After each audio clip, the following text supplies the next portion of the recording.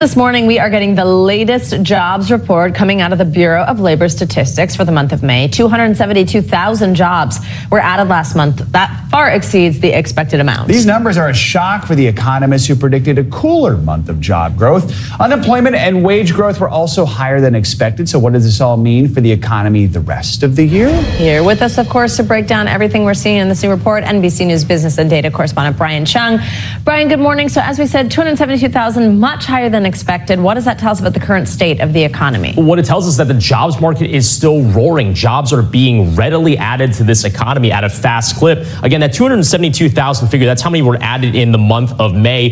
That's much faster than the 175,000 that were added in the month of April. The Bureau of Labor Statistics actually looked back at the number and said this number was actually even lower than they had originally thought. It was 175. They revised that to 165,000, which raises the question, okay, well, where do we see the job gains in the month? And how does it compare to what Wall Street economists had expected? Well, Wall Street economists only expected about 190,000 to be added in the month. And again, what we got was about 272,000. That would make that bar somewhere around here. So you'd have to go back to about March to see a number higher than that. And when it comes to industries that we've been seeing those job gains, healthcare adding 68,000 jobs in the month, government adding 43,000 jobs in the month, construction, so these are blue collar jobs as well, gaining about 21,000, and then leisure and hospitality, bars and restaurants, this has been a big driver of job gains post-pandemic. Broadly speaking, 42,000 jobs added in the month. These are the big sectors that saw a lot of the gains. So the Fed, we know, is still trying to battle high inflation. What do these numbers tell us about that? Yeah, well, when it comes to the Federal Reserve, they're looking at this and going, okay, well, it's good that people are getting jobs. The big story for them